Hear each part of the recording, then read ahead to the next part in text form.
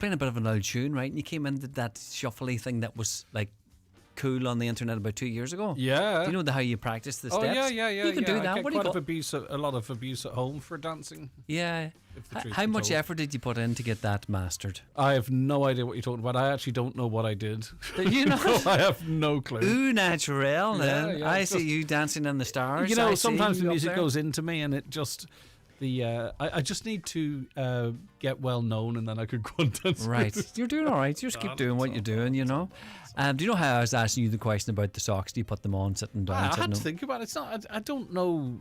I mean, obviously they're desperate for Well, what do you surveys. sit on then when you put on your socks The in the edge of morning? the bed. Edge of the bed. That's what it is, isn't it? But I don't do it out of I'm too old to stand up and put my socks on. I don't know anybody. I don't think my boys put their socks on standing up. I don't You sit think down that. and you put them on. You do, right? Huh? Yeah. Why would you balance? Now, if you're in the changing rooms or something, and No, that's what Shannon said. Yeah. But why would you hover in the well, changing room? because you don't necessarily want to sit down in your underpants on the wet. You know, I can't speak for Shannon. I'm on about for me. Oh, you're or- on about a swimming pool or something? Might have Yeah, them well, plastic yeah, benches or exactly, something. yeah. Right, So- a pool of water. But I mean, Sit in the toilet. It's Nah. literally a nothing burger of a question. I would say there's more accidents happen with people kind of balancing the one foot trying to get on their socks and then they slip. Well, it's often some of these things are used in the EDs. If you ever hear some of the scenarios people present in the EDs and then come up with excuses as to how that situation came to happen. Oh, well, we're not going to go on to, Well, not good, but I can Not in the imagine morning, there's but some things that would I've be. read a few articles on it and people land, you know. There was, I'd love Go on, to go- tell what. No, Go I on a wee can't. bit, just a wee bit. There was a fella ended up in hospital and he said he was changing the curtains in the bathroom, Right? but to stop himself falling over, he was using a broomstick to keep himself balanced. Right? Oh, not even curtains in the bathroom for starters. I think that's a big white elephant. So I Yeah, don't we'll go just any leave it there, right? further. Okay. But that's the kind of stuff Right. they get presented with. Yeah. Oh, they would have some stories. There would be some scenarios. I'd be thinking, are you serious? Can you imagine the X-ray? Oh, stop. Now move on. Go on to Donald Kavanagh there now. I'll chat to you tomorrow. It's 9 o'clock time for a news update, and it is over to Donald Kavanagh. Thank you, Greg. Good morning. Donegal today and Sinn Féin finance spokesperson Pierce Doherty says the government continues to sit by and allow vulture funds bulk purchase homes at the expense of families. He was speaking as he introduced a motion in the Dáil calling for the banning of investment funds buying family homes. He said the government said it would stop the practice in the programme for government, and now is the time to make good on that promise. You have an option tonight to vote and say, we will actually end this practice. There might be little else that we can get right in housing, but this one we can do. And with the stroke of a pen, we can increase the stamp duty to 100%, 200%, whatever you want, to make sure that it is impossible for vulture funds to swoop in here and buy those houses from under the nose of first-time buyers. You need to pick the side, and it is not the side of the vultures you should be on. The National Transport Authority says it has received confirmation that the town bus service in Letterkenny, formerly operated by Doherty coaches on a commercial basis, has now ceased. Following a public consultation in August of 2024, a plan was finalised by the NTA for new subsidised town bus services in Letterkenny under a public service obligation. In a statement to Highland Radio, they say the provision of the new services is subject to funding and operational readiness, and a firm timeline for their introduction cannot at present be provided. Police have confirmed the driver of a bus involved in a collision in County Armagh yesterday has died. The bus, which had schoolchildren on board, crashed on the Tulliar Road in Bellix. No other injuries were reported. A ban on social media for under-16s is expected to get the go-ahead from Cabinet today. Ministers will consider a new digital and artificial intelligence strategy, which will include legislation imposing age restrictions on online platforms. Jessica Woodlock is in Leinster House. It's understood the government's preference is for this legislation to be introduced by the European Union. However, today it's expected to commit to bringing it in regardless. Cabinet is going to treat this bill as a priority ahead of Ireland taking over the European presidency in June. The ban would involve age verification tools on social media, and it's going to be introduced on a pilot basis in the first half of this year. It's understood young people will be involved in the trial to see if the age verification tools really will work in practice. The Northlands Addiction Treatment Centre in Derry has recently marked 50 years of service. The centre was established in 1975 as a grassroots organisation and has grown into one of the leading treatment centres in Northern Ireland. Speaking in the Assembly this week, Foyle MLA Sinead McLaughlin paid tribute to the work of the centre in challenging the shame that surrounds addiction. For half a century, Northlands has carried a simple but life-changing message. Recovery is possible, people matter, and no one should face addiction alone. What began in the 1970s as an education initiative grew into something far, far greater. It became a community of support and ultimately a regional treatment centre that has helped people from right across the north. Its work has not only transformed lives, but it has also challenged the shame and stigma that is so often surrounds addiction. And the weather forecast: wet and breezy to start, with widespread outbreaks of rain and drizzle, possibly falling as sleet or snow for a time, particularly on higher ground. Some spot and coastal flooding is possible. Highs today 2 to 6 degrees Celsius, moderate to fresh southeasterly winds, stronger near coasts. And that's Highland Radio News. We're back with news again at 10 o'clock. In the interim, check all the day's news on highlandradio.com. But for now, from the news team, good morning.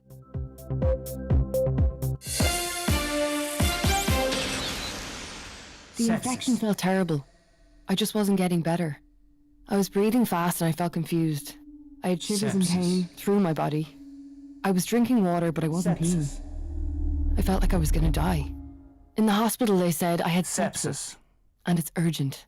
Sepsis can hide behind any infection at any age, so watch out for the signs. Visit hse.ie/sepsis for more information. And don't be afraid to ask the question, could it be sepsis? From the HSE. The talk of the Northwest, the Greg Hughes Show on Highland Radio.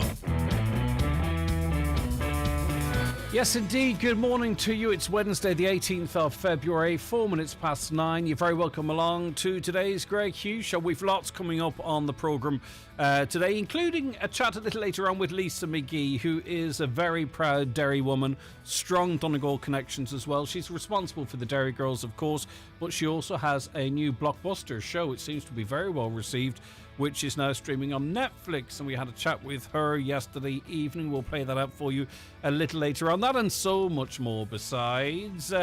We will, though, encourage you to watch the programme if that suits you. Listen, radio's where it's at, but we love it if you watch too, if that helps. You can watch us anywhere really on YouTube, on your smart TV, your Fire Stick, on the YouTube app. Just search Highland Radio Ireland. A like and subscribe's really quite useful if you don't mind. And also we're on Facebook, across our Facebook pages here at Highland Radio, and on the X platform. So no excuse not to get involved. And just to remind you, and maybe it's helpful to people in your life, that if you watch on YouTube or Facebook, it does come along with subtitles as well. They are auto-generated, pretty accurate. And it just means that maybe someone's hard of hearing now, or always has been, and it's a good way to stay up to date with what's happening in the region, because you can sort of effectively read what's going on as we go along as well. So that's just an option to make the show as inclusive as is possible.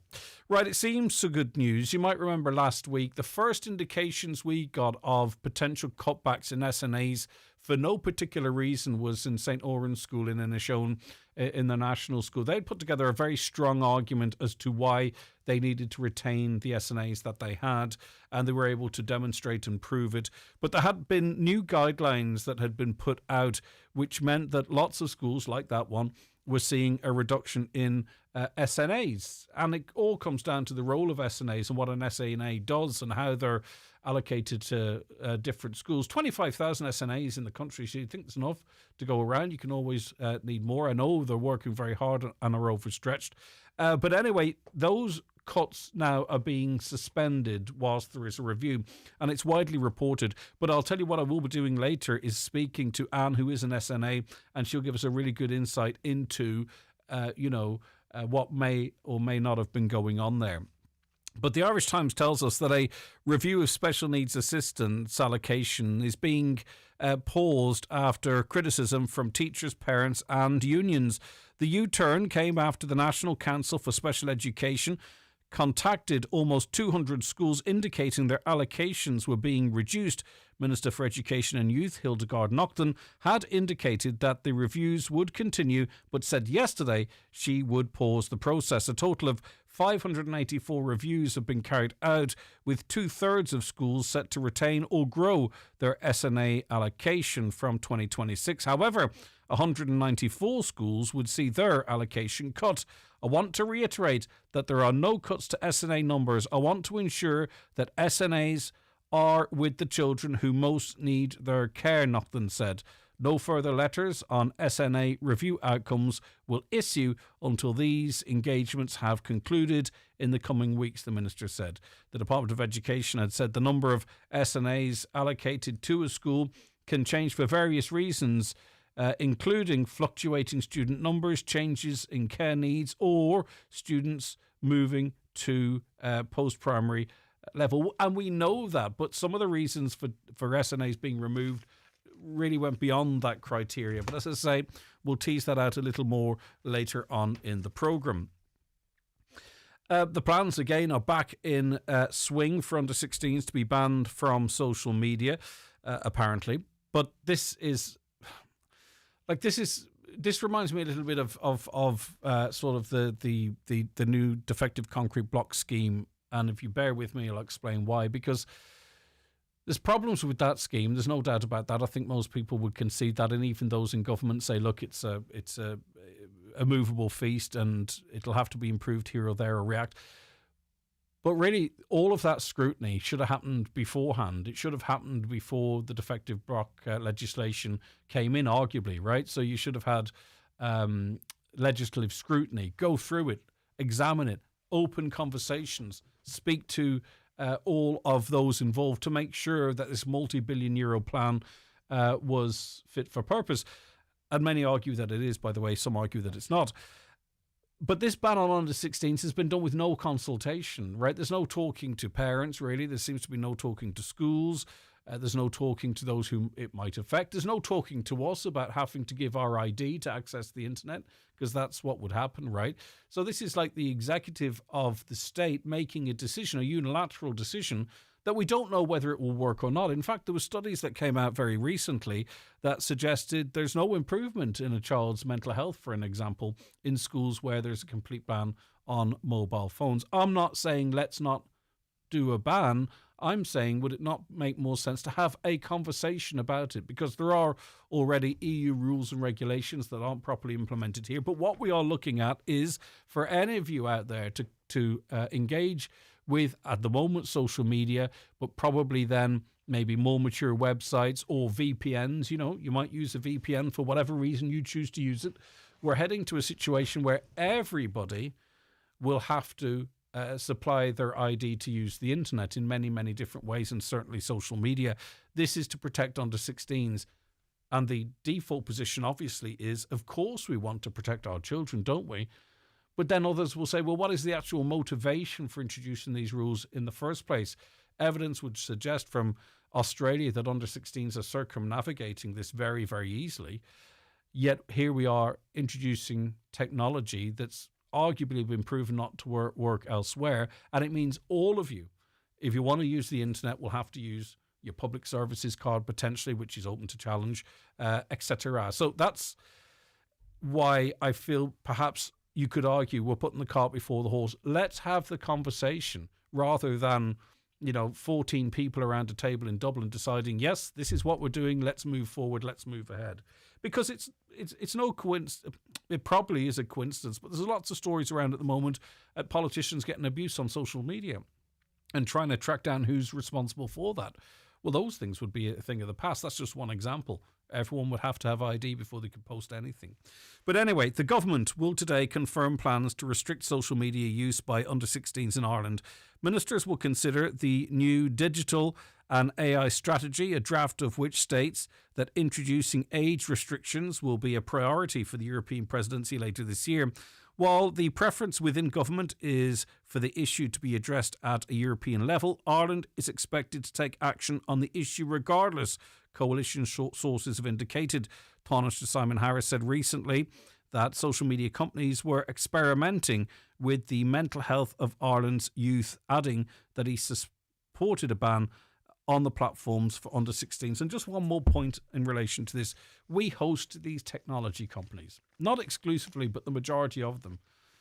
And surely we should be exercising national pressure for them to protect the children, for them to look at the algorithms, for them to employ technology to block certain words and phrases and what have you, or flag accounts that are abusing others. All that technology is there, but instead of us, I think it suits the social media companies for this route, rather than for them to have to take responsibility and implement stuff themselves. But anyway.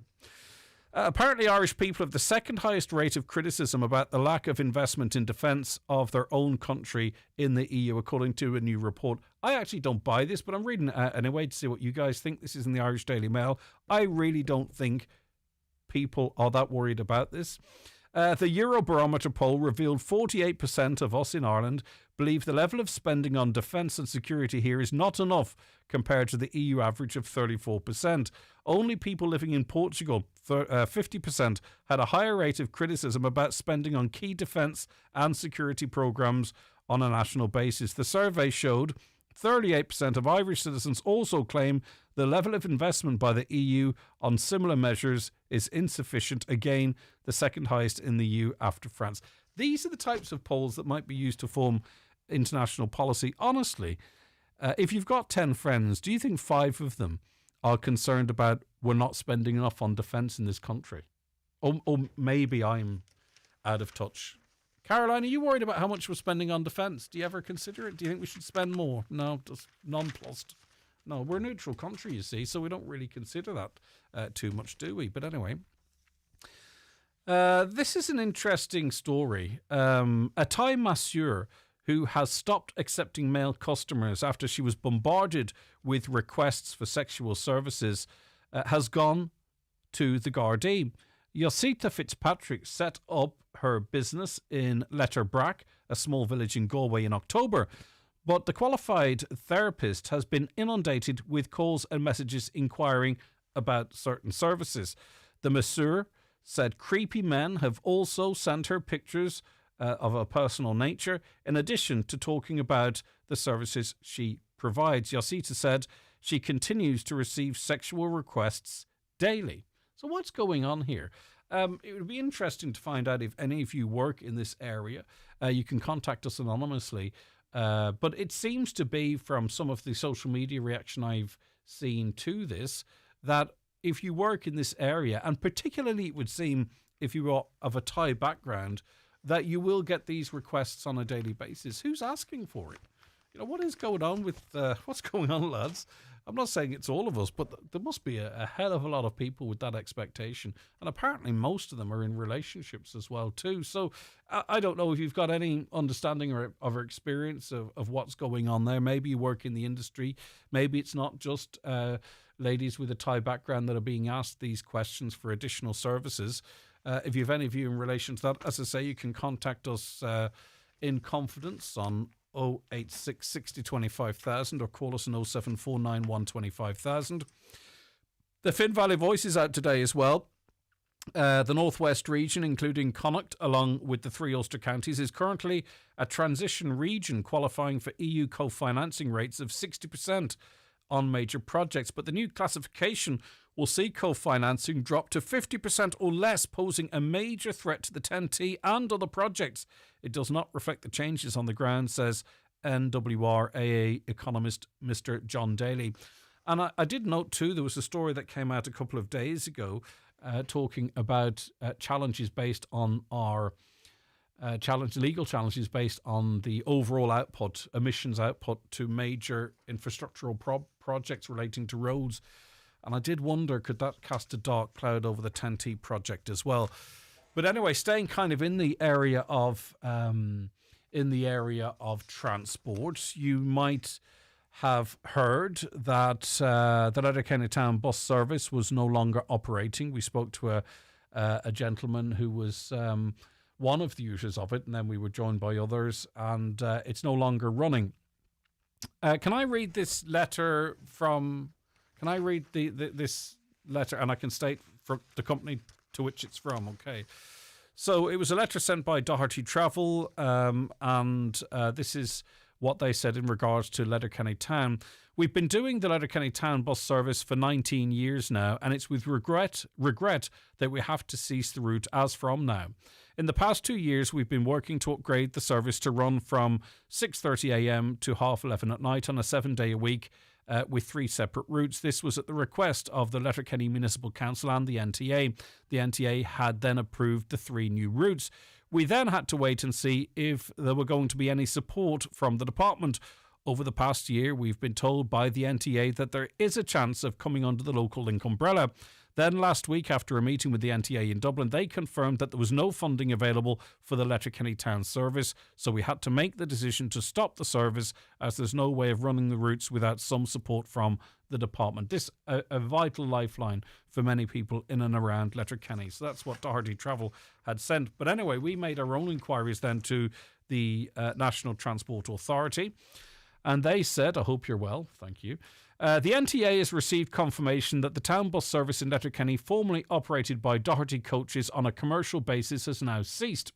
Following a public consultation in August 2024, a plan was finalised by the NTA for new public service obligation subsidised town bus services in Letterkenny.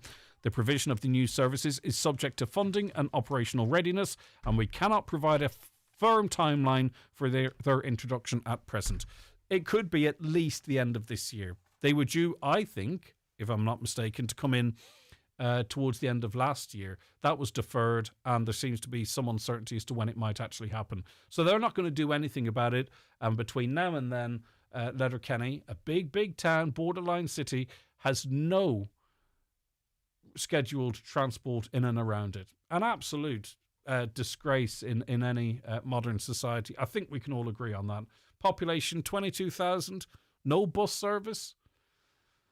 Okay, well, anyway, have you got a feeling? Have you got a comment? Do you want to get in touch with us? The Greg Hughes Show on Highland Radio. Text WhatsApp 086 60 25000. Call 074 91 25000 or email comments at highlandradio.com. Newspapers are kindly supplied by Cosgrove Centra, Mountaintop, Letterkenny. Now with the new look Mountaintop Diner.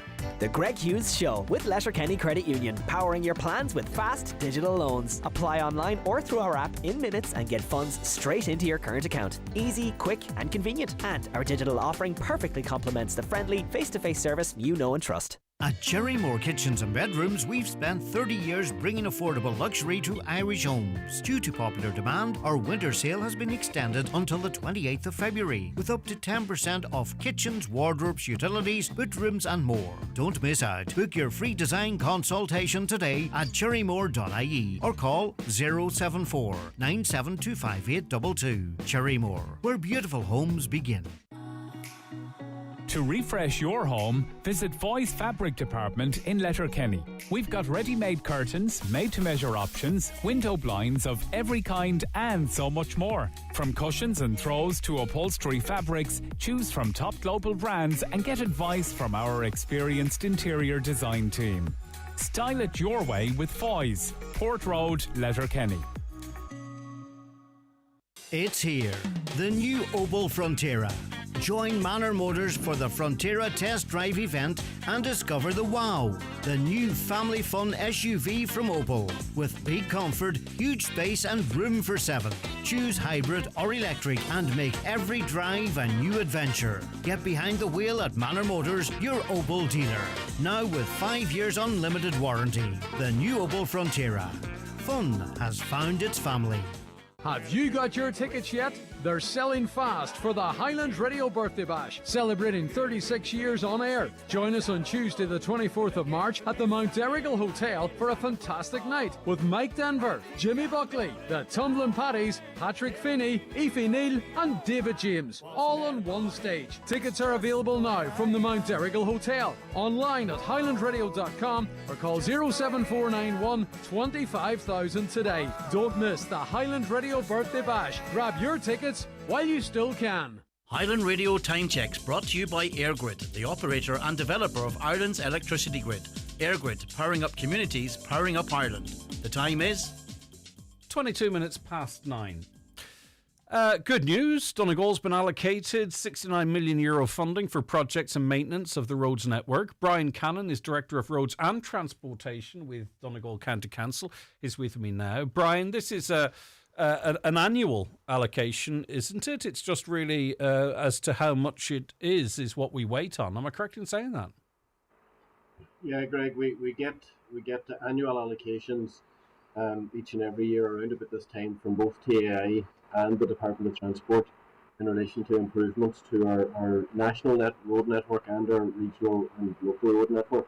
And I suppose we're very pleased to have received the allocations yesterday, as you said, just over €69 million. And that breaks down to just over €23 million for our national road network.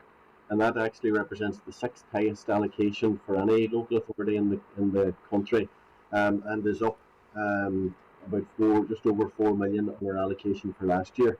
And we also then received notification of just over 46 million for our regional and local road network, which is actually the third highest allocation for a county in the country, and that's up 3.8 million on 2025. How significant is it that a portion of this is dedicated to the 10T project in terms of, intent and keeping that project ticking along? It's vital. The 10T project, the three sections, the Balbafist bypass, the link into Letterkenny and across the Swilly, including improvements to the Dune carriageway, and then the Lifford to Manor stretch are vitally important to Donegal and connectivity. And we've had great support from Transport Infrastructure Ireland on that project, great support from our elected council and from our office members. And we're moving towards a big milestone on that project where we submit that to a commission finale and we publish the CPO for that project. So that money is vital to keep that project moving, and we're moving in the right direction. So, because this money is expected, is some of this work ongoing in terms of spend on regional roads and new projects and maintenance of national roads? So is this sort of like a rolling situation, or do you have to wait to get the total 69 million in this case and then start to decide priorities? So when it comes to our regional and local road network, for our everyday surfacing and improvement projects, we expect a level of funding each year in our we call it restoration improvements. That's our overlay projects on our regional and local road network. We have to establish a 3-year program. So this is the second year of the third year of the program. And if you get more money, it means that you can do more than you had planned. So our restoration improvement money is up 1.3 million this year than on last year. So we would have programs already agreed with our elected members. We'll sit down and review that in light of the new allocation that we've received, and we'll continue with the improvement. Like last year, on the overlay and the regional local road network, we did 230 separate projects across 164 kilometres of regional local road. And they're very important to people. They're the roads that people live on, the people that use to go to the local facilities. And in addition to that, surface dressing, which is tar and chips, surface dressing over the tops, basically to hold the road, to reseal it. We did 212 projects last year, over 216 kilometres. So that money is vital to keep our local and regional road network in reasonable shape. Yeah, now we've seen, I think the most recently started project, be it sort of in a demonstrative purpose with the sod turning up, would be the roundabout down in Lahey, which I think has been a long, long time coming, and I think it's going to be a real game changer in terms of safety. Are projects like that funded from this pot, or is that TII, or what way does that work? Yeah, so that they're funded from the 23 million that we've been allocated from TII, so the Lahey roundabout project is on the N15, the National Primary Road. So we've received an allocation of 3.5 million towards that as part of this 23 million. So, but they're all very important. As I say, TAI and DOP are very supportive of the work of local authorities. They're very mature funders. We work with them on an ongoing basis year on year, quite familiar with the challenges that we have and with the areas where we need to improve. And obviously, we would always take more money if we got it, but it's great to see this year that we've got a significant improvement across a number of headings. Now, finally, because the audio's not just superb, but we're getting the message, Brian. Often then we get an 18, 20, 22, 23 million allocation announcement, really quite close to the end of the year. What goes on there? What's happening there? When you're referring to that level of funding, Greg, that's not generally a level just right. Okay, I might be misthinking. I just think sometimes in my head in autumn there's normally like another lump of funding that seems to come towards roads now.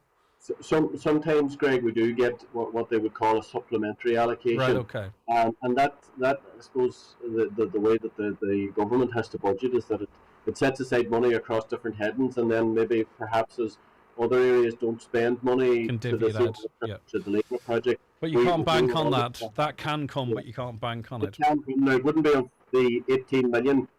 Sometimes we expect maybe an extra million or something towards restoration improvement monies. But maybe you need me. Maybe you need me in the Department of Transport. Okay. Listen, thank you very much for your time. I really do appreciate it. That's Brian Cannon, Director of Roads and Transportation with Donegal County Council. Apologies, the audio not amazing there, but hopefully you got the message nice and clear. Staying with the roads, by the way, if you're out and about on them, there's an oil spill, I'm told, from Fanad Bridge Junction, the entrance through Carragart heading towards Creasla. So that's from the turnoff to the Harry Blaney Bridge. Right through Carragart, out past Mickey Joe's, and then out the Creasla Road. What is going on there? Not there specifically, but with these oil spills. Where do you think is it vehicles that are overfilled and it's swashing out of the tank, or is it spillage from stuff that's in a trailer? What is going on that we get so many of these oil spills? And do you think there's anything we can do to? Is there anything we can do to try and reduce the amount of them? I'm not talking about a specific area here. I'm talking more generally across the county, because it does seem to be an everyday two or three times a day issue. All right, I'll be back with more very shortly. The Greg Hughes Show with Letterkenny Credit Union. New to borrowing or haven't borrowed in a while? Our welcome loan is here for you. Borrow up to €50,000 at just 5.95% APR with no hidden fees ever. Apply online or in branch today at letterkennycu.ie. Ferguson Fuels is expanding again, now delivering daily to Letterkenny, Ramelton, Milford, Rathmullen, Kerrykeele, Portsalon and Fanad, along with all our usual areas. For affordable, competitive prices and fast, reliable deliveries, you can always count on Ferguson Fuels. To place your order, call 048 712 61366. Ferguson Fuels, keeping homes warm for generations. Are you worried about trees on your property? Northwest Forestry Services Ballybuffet are fully insured and have over 40 years experience in dangerous tree removal, tree felling, surgery and stump grinding. For peace of mind, call Northwest Forest Services Ballybuffet for a no obligation quotation on 913233. Right Price Tiles, wood flooring and bathware are 28 years old, and to celebrate we're offering up to 70% off everything in store. That's right, a massive birthday sale with up to 70% off all tiles, wood flooring and bathware. Everything's in stock. Right Price Tiles, wood flooring and bathware, up to 70% off birthday sale. Now on.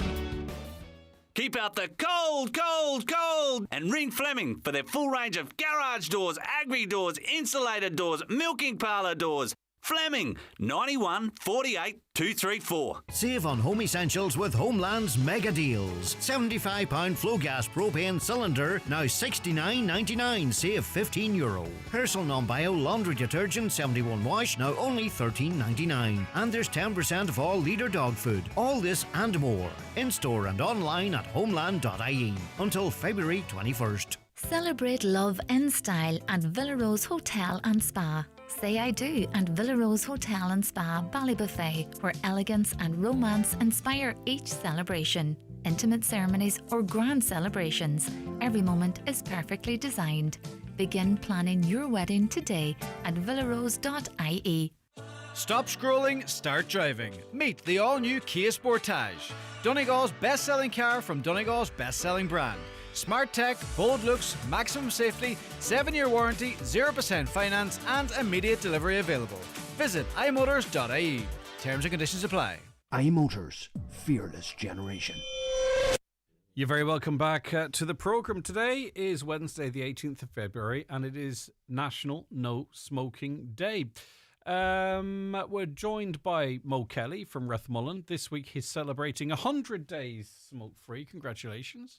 Thanks very much, Greg. How are you feeling? You're not going to rip my head off or anything, are you? No, I feel good. Good.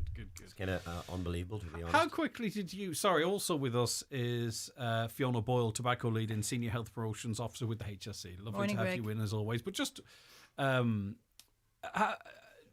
soon did you start feeling better from not smoking? In terms of, I don't know, did you find that you seem a generally fit person, right? But did you find any health improvements, breathing, stuff like that? I think it's the way, myself and Fiona, it's been a journey. Yeah. Thanks to Fiona and the Donegal's non-smoking services to quit smoking. We need to probably go back to that, but how I feel today, I definitely feel a lot better. I feel a lot fitter and much more energy. But it's kind of, I'm still in shock that I'm really off the cigarettes, to be honest. And it's really, I'm here to promote what Fiona does. Yeah. It's a way to say thank you as well. And just to also say that there have been many Ash Wednesdays that I have seen and come and go, and just to do a few hours to try and give up cigarettes, whatever, non-smoking day, National Non-Smoking Day, and also those days have gone, you know. I realised that I needed help, and that's what I get that message across to people, is to, you see the quit.ie ads on TV, Ash Wednesdays come and go, so just to seek help. And I think Fiona, it's really important, because I'm not sure how many people who want to give up consider getting help, in inverted commas, if that makes sense. And I am going to speak extensively to Fiona, of course, but how long were you smoking for, Mo? I suppose on and off 30 years. Yeah. How long have you been wanting to stop smoking? You know, actively going, bloody hell, the clothes stink, it's cost a fortune, it's affecting my health. Like, how long have you actively been thinking, I want to stop smoking? I think there's many listeners out there will be in the same boat. We all want to stop smoking, really. But it's a case of, when do I start and how do I do it? So I think really I got in contact with Fiona. I know Fiona from the locality, and the job that she does is amazing. So really it was just a step. The 31st of October was when we first met, Halloween, and that's really since meeting Fiona, and we'll go into that after. Yeah, for sure. Fiona, today's an important day, right? It is National No Smoking Day. Is it advisable that someone listens to this and go, right, I'm just going to pack them in today then because it's this day? You know, for some minority that might work, but would you say that today's more the day to set a plan? Yeah, absolutely. The evidence would be quite clear, Greg, in that people who try to do it by themselves cold turkey, roughly about 2% of the population will manage to be able to do it that way. Whereas if you actually seek help and use the appropriate treatment for your addiction, you're talking about anything up to 20%. So that's, 10 times the likelihood that it'll be successful. 1 in 5. Yeah. You keep that going, and eventually you end up with a smoke-free population. That's the significance of that.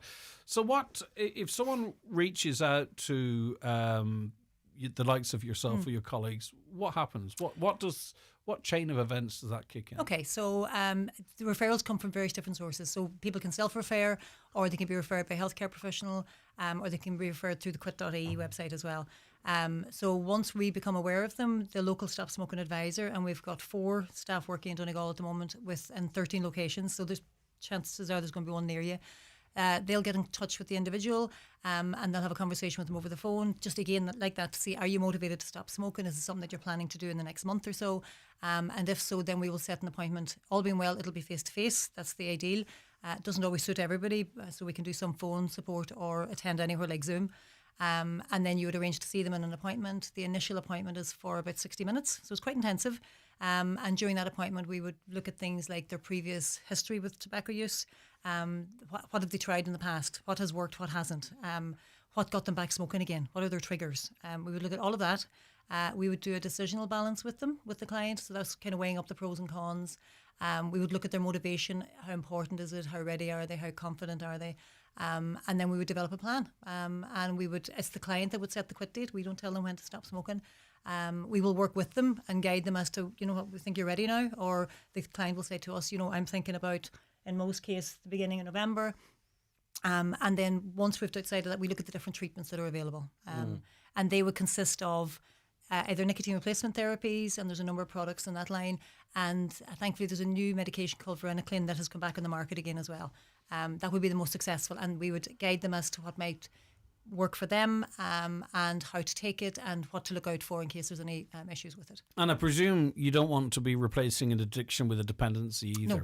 So whatever the treatment is, there's a plan there, isn't there? So generally speaking, for the majority of clients and for the majority of treatments, it's for a 12-week period. And some of the treatments have got a reducing dose. So, for example, if you choose to use the patches, you'll be on the high-strength patch for roughly the first 8 weeks, then a medium strength for 2 weeks, and then a lower strength for 2 weeks. A lot of people would be just anxious about the whole idea of it. Yep. It's the anticipation of potentially stopping smoking rather than having actually tried it. Do you pick that up in the consultations? Absolutely, yeah. It's the majority.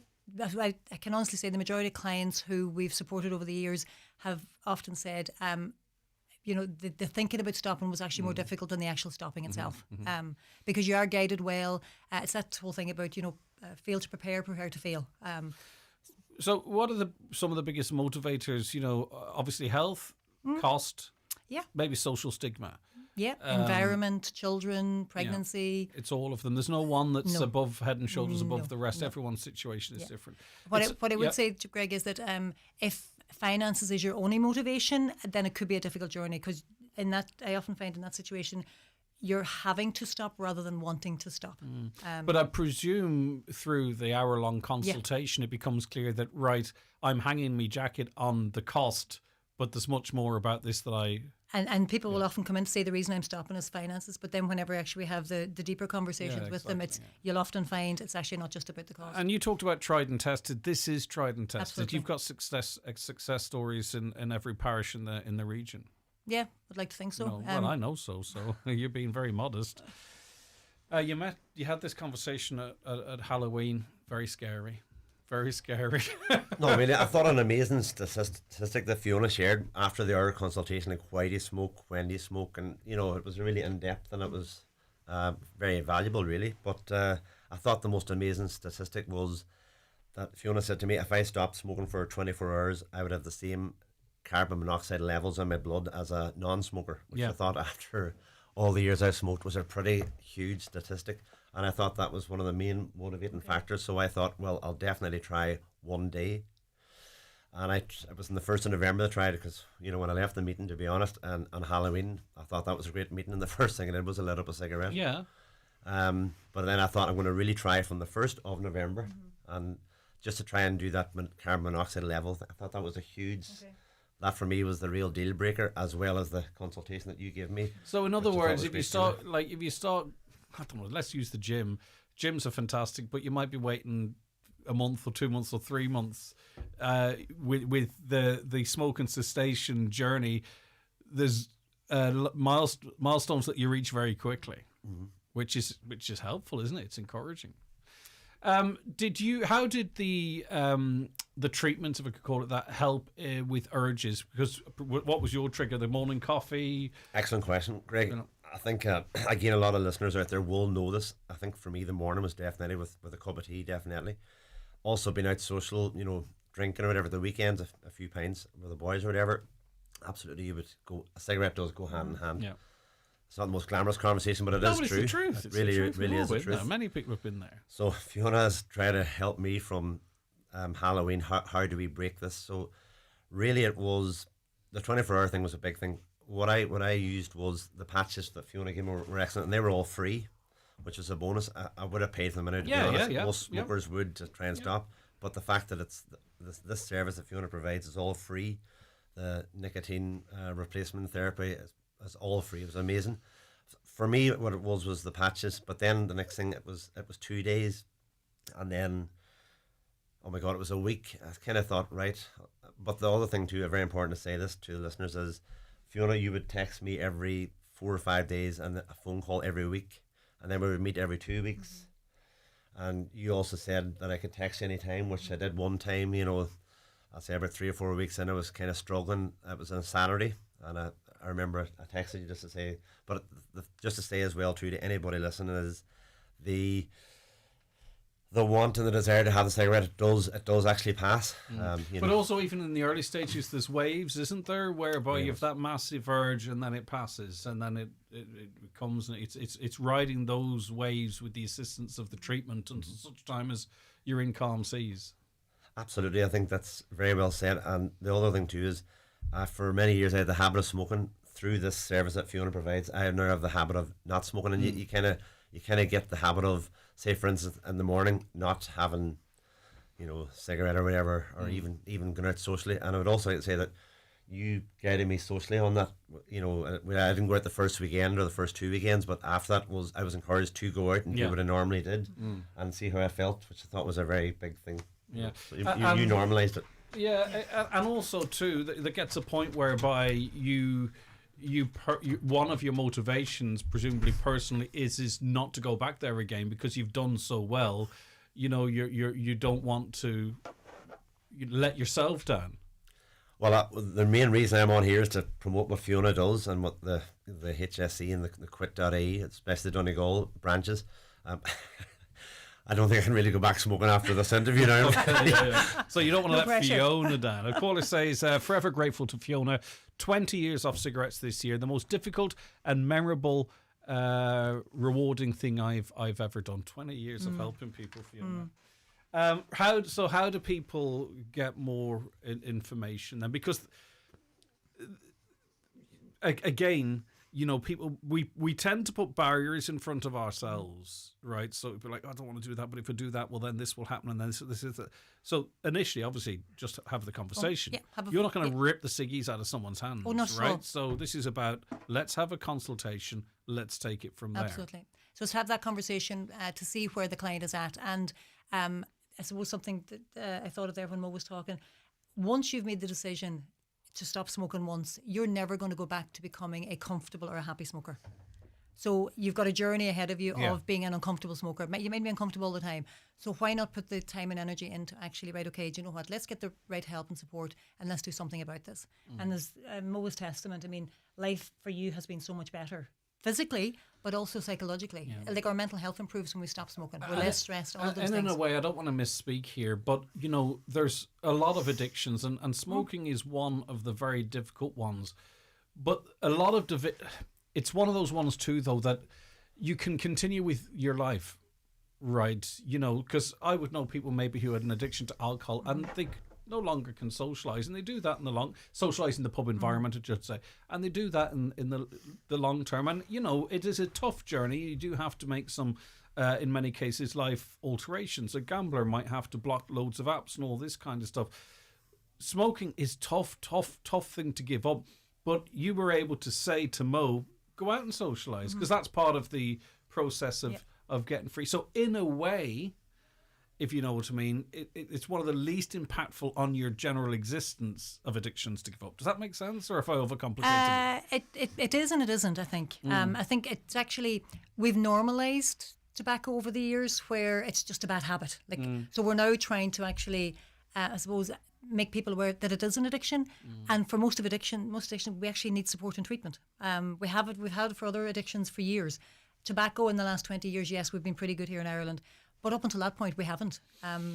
How concerned are you about teenagers forming nicotine addictions now? Hugely concerned with vaping. Once you're addicted to nicotine and a vape, it's a very easy sidestep onto ciggies.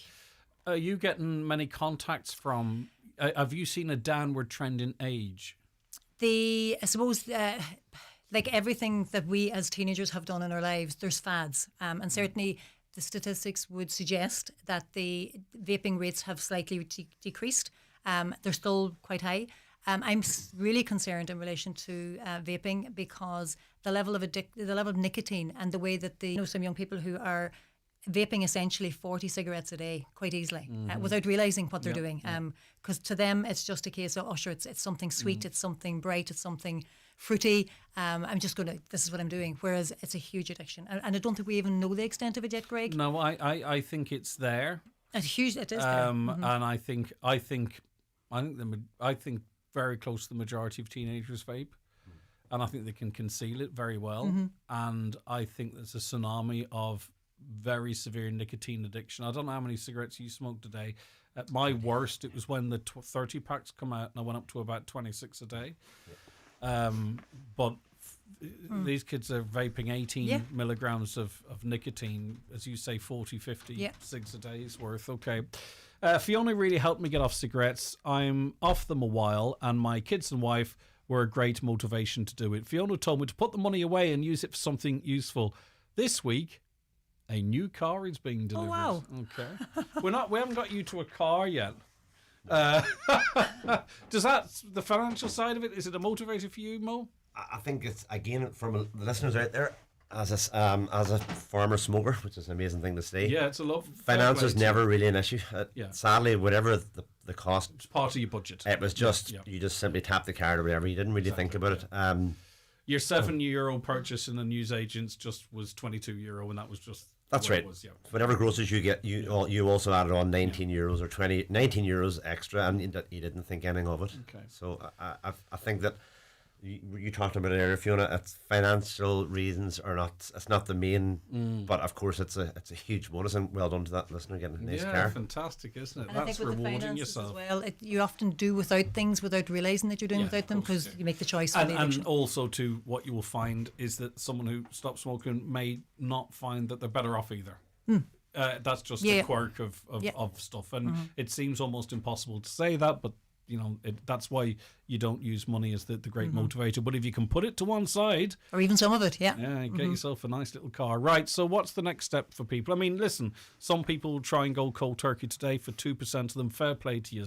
But unfortunately, if you do it unsuccessfully, it could kick down the road 6 months or a year. Actually doing it with supports and have a 20% chance at least of success. So what should people do if they in just terms of contact? Yeah, just from the Donegal service, if you just want to ring the office on 07491 04693, and some of the staff there will let you know where your nearest service is, or you can stop smoking Donegal at hse.ie, and the team monitor the emails coming in from that as well. All right, brilliant. Never want to waste an opportunity. Mo, have you anything to plug?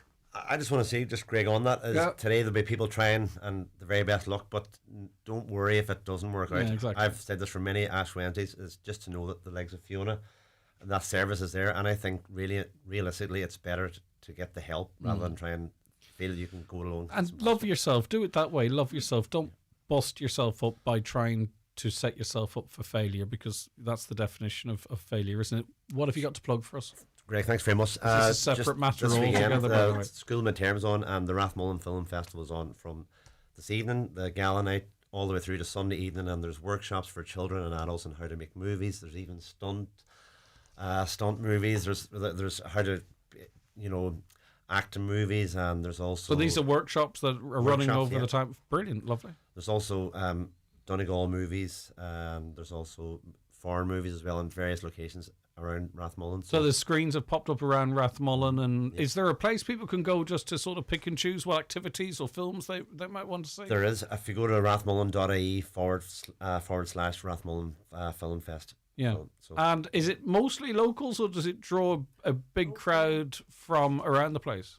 Well, Fiona, you're so are you involved in that as well? No, but they have some other events at the Rye Community Centre. My kids would have been partaking it over the years. We live up in Rye. No, it's fantastic. They actually it's for local and for visitors. Yeah. And lots of people now make their visiting choice to come. That's what I was during thinking, the midterm. and the kids have loads of activities to do during it. Yeah, and it's great. I think it's 10 years. Is it roughly? I think is it 8 years? We have a massive interest in filmmaking in this country. I was I think it was around the time of the election, was in a number of different schools and asking, and also students that come in here for various reasons. And there's a huge interest in not just in front of the camera stuff, but film production, direction, runners, grips, all that kind of stuff. It's fantastic. There's something going on here, which is really positive. Thank you, both of you. Thanks for having us. Okay, so that was as part of today, National No Smoking Day. Thank you very much to Mo. Here's to 101 days tomorrow. Mo Kelly from Rathmullen. And also Fiona Boyle, who is Tobacco Lead and Senior Health Promotions Officer with HSE. Get in touch with their offices. via the numbers, the mobile. And the reason he put himself forward here is because his life has changed off the back of doing exactly what we're encouraging you to do today. Is there a cost for joining this programme? Do I need a medical card to avail of it before I let you go? Just a text. No, it's free. If regarding your medication, if you do have a medical card, we will be organising your medication through your GP. If you don't have a medical card, we'll organise to get your medication posted to you. Hi Greg, myself and wife stopped smoking 14 years ago thanks to Fiona Boyle. If I knew it was going to be easy with her programme, I would have been off them years ago, smoking since I was 14 years old. So there you go. Everyone has different stories. Thanks a million to Mo for putting himself forward. Yeah, well done, Mo. It's really he also got to plug a great festival too, so it's a win-win for all of us. Back with Mo shortly. Thanks, Greg.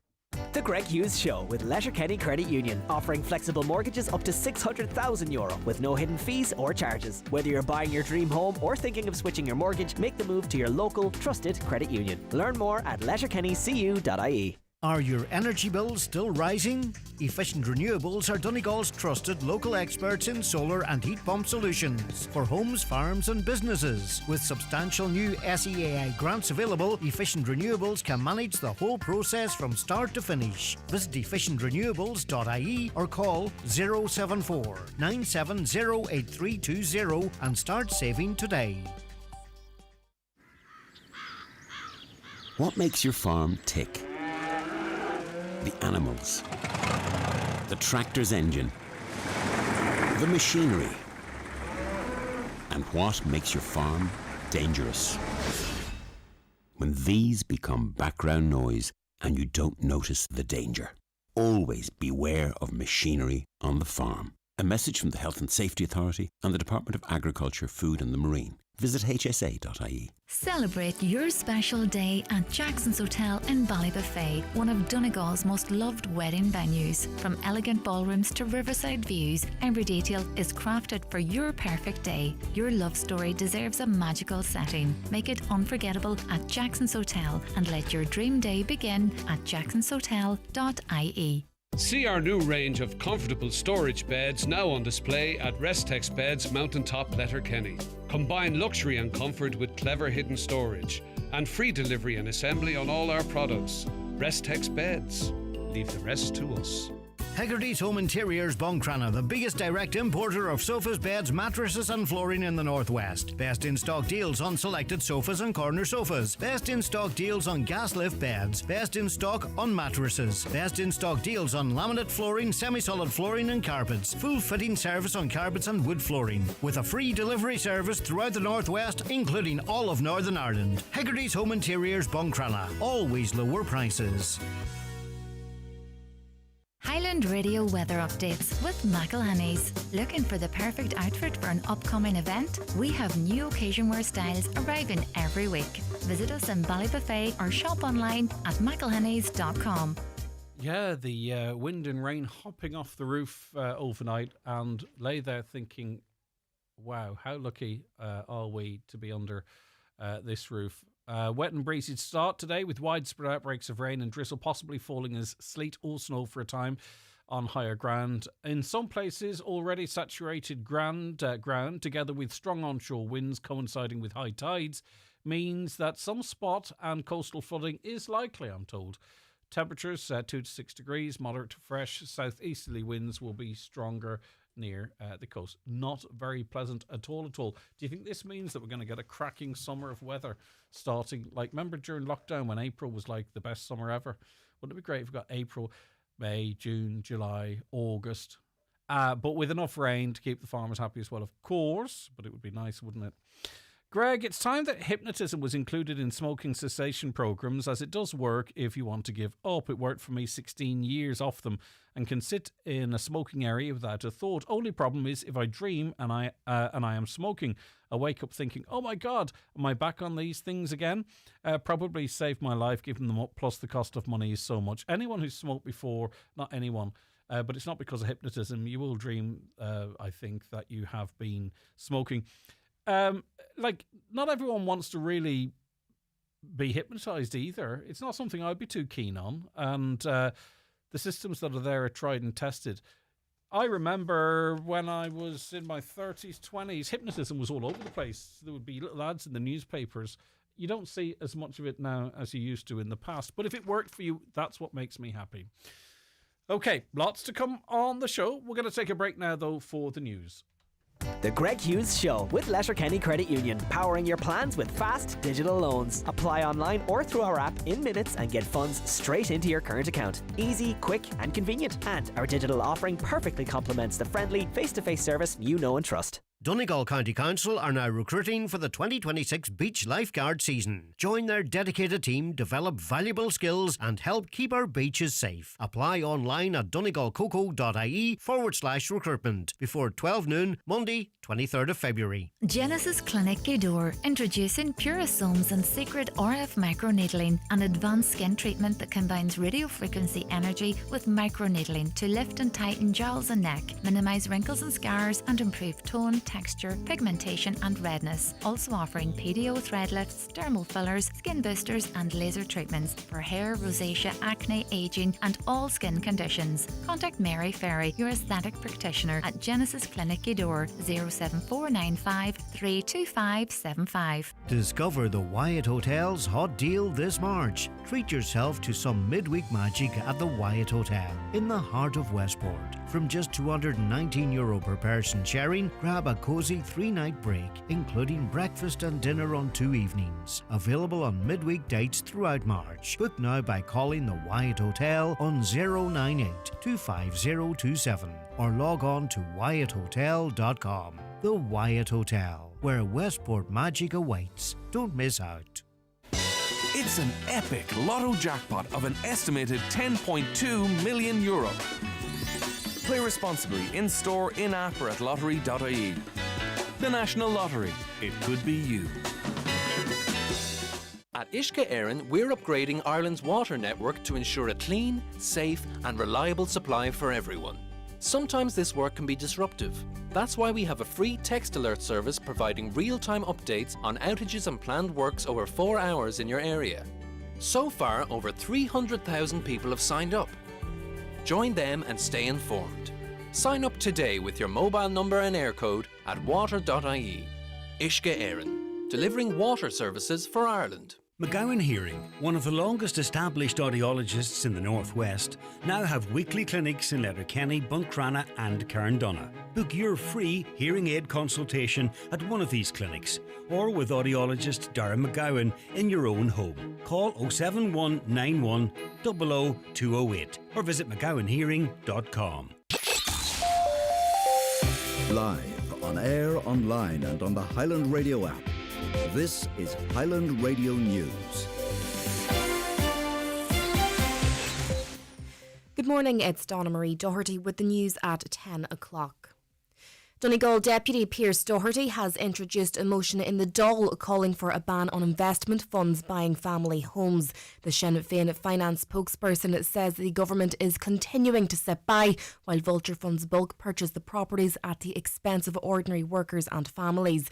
He added that ministers promised to stop the practice in the programme for government, and now's the time to deliver on that commitment. You have an option tonight to vote and say, we will actually end this practice. There might be little else that we can get right in housing, but this one we can do. And with the stroke of a pen, we can increase the stamp duty to 100%, 200%, whatever you want, to make sure that it is impossible for vulture funds to swoop in here and buy those houses from under the nose of first-time buyers. You need to pick the side, and it is not the side of the vultures you should be on. The Director of Roads and Transport with Donegal County Council says yesterday's road funding announcement represents an increase on last year. Donegal has been allocated more than €69 million as part of the national funding package for the maintenance of routes. Brian Cannon says the county is among the top recipients for both national and regional road funding on today's Greg Hughes Show. And that breaks down to just over €23 million for our national road network.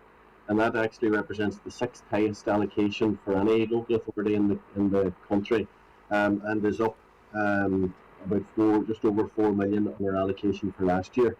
And we also then received notification of just over 46 million for our regional and local road network, which is actually the 3rd highest allocation for a county in the country, and that's up 3.8 million on 2025. The National Transport Authority says the commercial town bus service in Letterkenny, previously run by Doherty Coaches, has now stopped operating. Plans are already in place for a new subsidised town service following public consultation last August.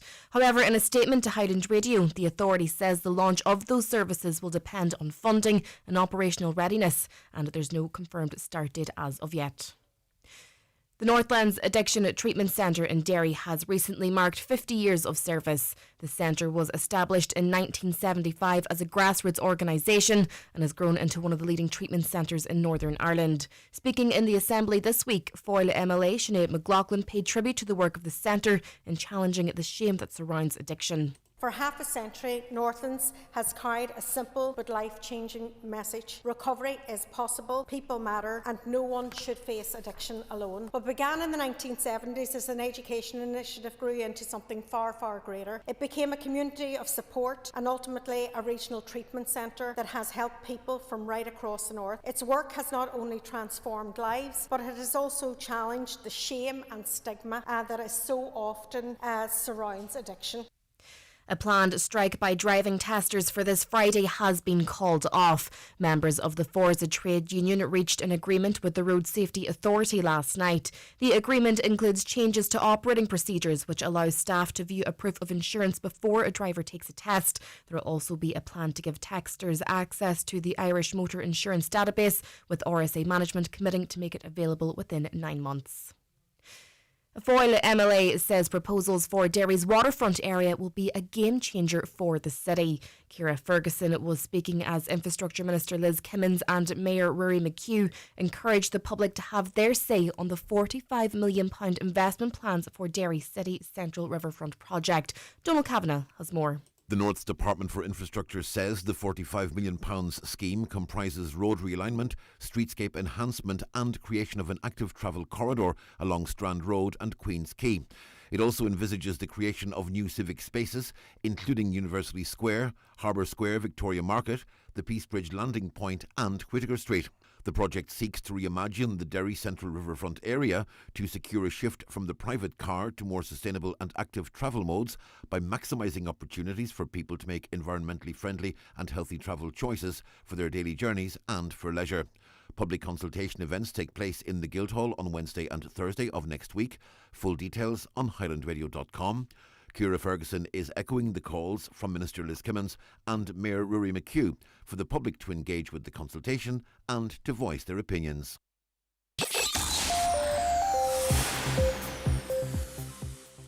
Looking now to the weather forecast, outbreaks of rain and drizzle possibly flowing as sleet or snow for a time on higher ground. Some spot and coastal flooding is likely with highs of 2 to 6 degrees. That's all for now from the newsroom. Back with headlines at 11 o'clock.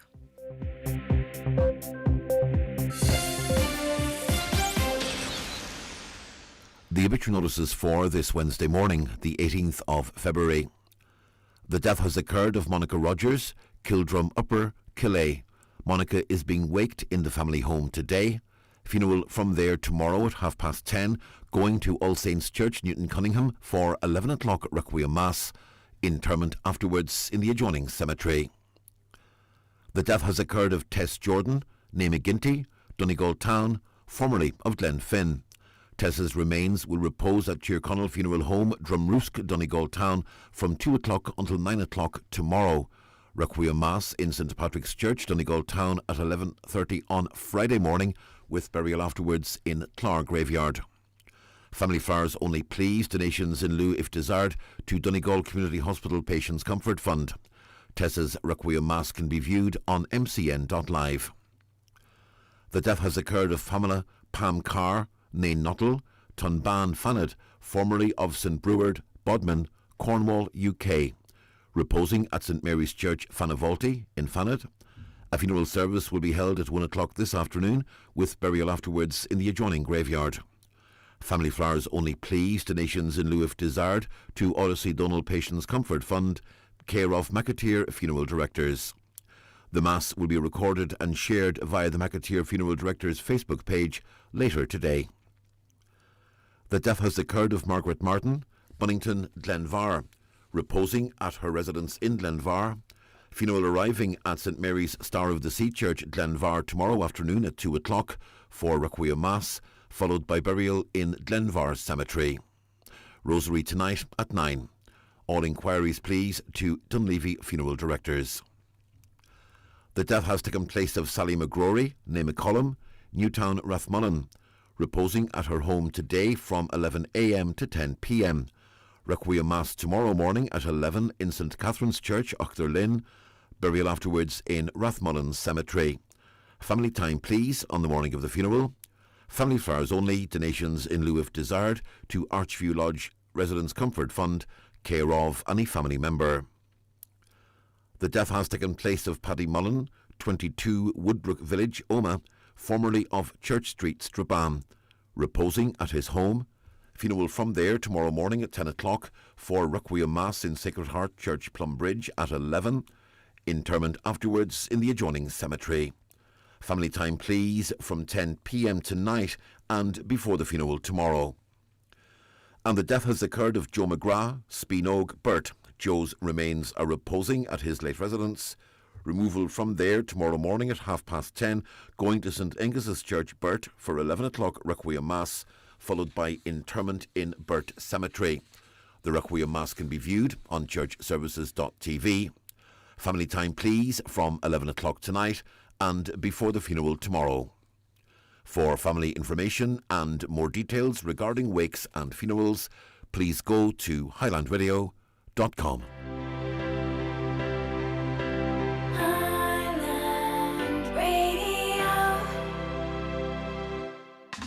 At 3, we've got a SIM-only deal to really get your claws into.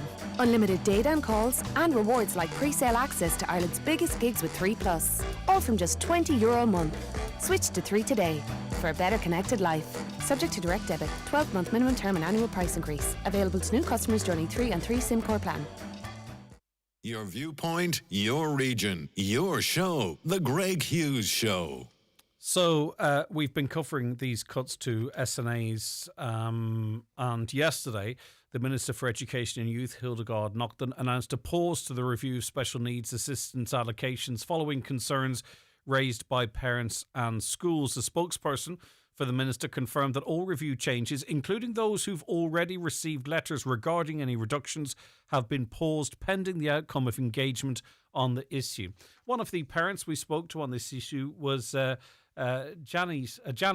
We spoke about cuts to SNAs and what it would mean for her child.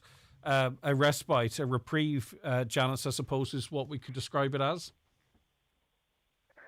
Well, we could, Greg, in a way. When we initially heard the news, someone had screenshot it and I seen the headline and I seen pause, and there was lots of excitement. We thought this is great, you know, within the community, within the school community. But realistically, when you sit and think about it, that's all it is. It's a pause. It's not good enough. It needs to be completely reversed, because at any time they could turn around and say, right, we're going to unpause this. More than likely, the Board of Education are famous for making their decisions when it's like the last day of term, in the hope that there not be too much publicity about it. So it is something that we're going to have to keep a close eye on, because a pause isn't good enough. We need it completely reversed. We need the SNAs to stay within the schools that they're already in. They're saying they have another 1,700 coming along. Well, instead of doing a redeployment plan, let them go into the new positions that are available there and then. I think but a pause simply isn't good enough. I think the Department of Education have guidelines that haven't been enforced. We as the public have a lived reality and an expectation, and that gap needs to be bridged, because if they enforce their guidelines as they are set out, it is not going to meet the needs of our children and the expectation of their parents. It definitely isn't, Greg. And, you know, they're saying the SNAs, as we spoke about there last week, are there in mainstream schools for inclusion. So they're completely going against everything that they're saying. They're reducing the SNAs, they're cutting them. Well, where's the inclusion? Because they're affecting all kids, not just kids with additional needs. You know, and they're saying about a redeployment plan. I don't think they have a redeployment plan in place. I think that's what this pause is possibly about, so they can get a redeployment plan in place, which means that any SNA then that is cut can be redeployed within 45 kilometres. Now, that's a big distance. So an SNA in Buncrana could be redeployed as far as somewhere in Letterkenny. It's not realistic. These guys should not have to work on a year-to-year basis. They have absolutely no security whatsoever within their jobs. They should be given a job, and that should be them in that job up until they're either not able to do it or they're at retirement stage. Okay. You know, instead of every year having to fight for their job. All right, okay, that makes sense. Janice, thank you very much indeed. So a little earlier on, I spoke to SNA on you just to get an insight into the situation from her perspective. And obviously there's been developments in this story since you first made contact with us here at Highland Radio, but I suppose you, like many others, were really surprised that we were starting to learn that these types of cuts were happening. Yeah, it's I suppose I've been aware now for 2 years that these exceptional reviews were going to take place. So in 2024, the department published, and the NCSE the SNA toolkit, as it was called, and that highlighted a number of changes to the way that SNAs would be allocated to schools. In the old ways, days, it was the child got a diagnosis, the child was assigned the SNA. Now they've changed it, and that it's very much similar to the way the special ed teaching hours are applied. It's the school gets the SNAs, and they I suppose provide for it's on a 3-tiered approach, where we call it the continuum. So you have your children who would be at classroom support level, which is your first response, and you put your strategies in place and your differentiation for those children, and then as needs arise, they may move on to tier 2 and tier 3. And for special ed teaching in the years gone by, it used to be learning support or resource. So the children who had a diagnosis for dyslexia or dyspraxia, or the learning difficulties, would have got the resource hours. They combined those and made them special education teaching hours, and we put that in a continuum the same way, but it's so much easier because we use standardized testing scores. So the standardized test is supplied by the department, and the children are scored on where they are with their age group. So the policy can be written, and we can put our children under a 10th percentile or a 20 percentile, and give the most in need must get the highest level of support. And the highest level of support should be with your most trained and your highest qualified staff. And that's the same now for special needs. But the thing is, with your children with your ASD and your ADHD and so on, their needs cannot be categorized. We cannot put them into a category and say, well, today Mary is here and expect her to be there tomorrow, because that's not how it works. Now, in top of all of this, I mentioned to you before in the message, was this new guidance document that was published in February. It's a fantastic piece of work from the NCSE, and it's called Relate in capitals. And it's a regulation first approach, a lot of which schools already use, because schools, another thing, Greg, is that we would have access to an educational psychologist who advises teachers and SNAs on the best strategies to use with children per their individual needs. And this year, schools like my school, that was taken away. So it's now like a NowDoc service for your NEP psychologist, because there's not enough of them for the needs that are out there.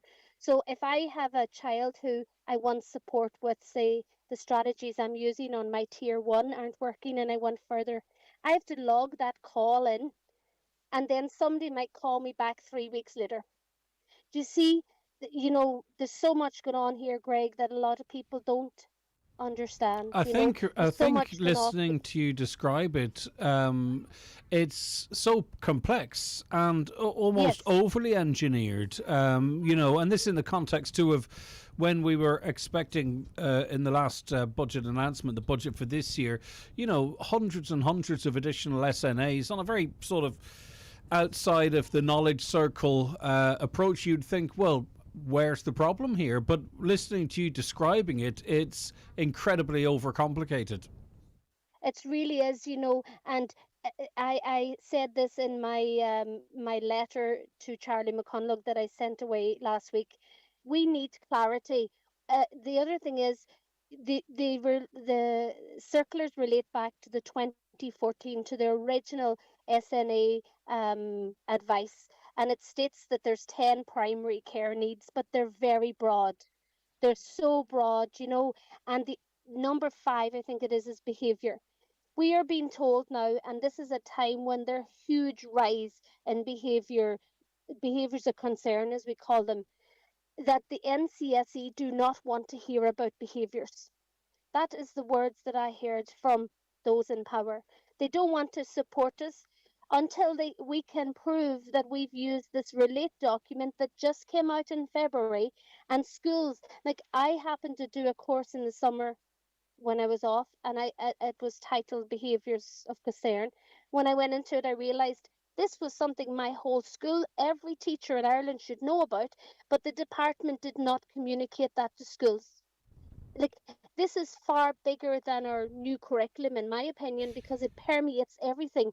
If we cannot help our children to regulate and access the curriculum, do you see, Greg? Yeah, is it possible this could be pivoted into a positive, though, in that what this has identified, I think, is that recognition of the work SNAs actually do. It goes far beyond what is in the SNA circulars that you described. So is this yes. pause perhaps an opportunity for us to actually understand what we're talking about here? And I don't mean people like you. I'm on about even those that make the decisions, that they understand the role of an SNA, the need of the children, and how the resources can be best matched to the need.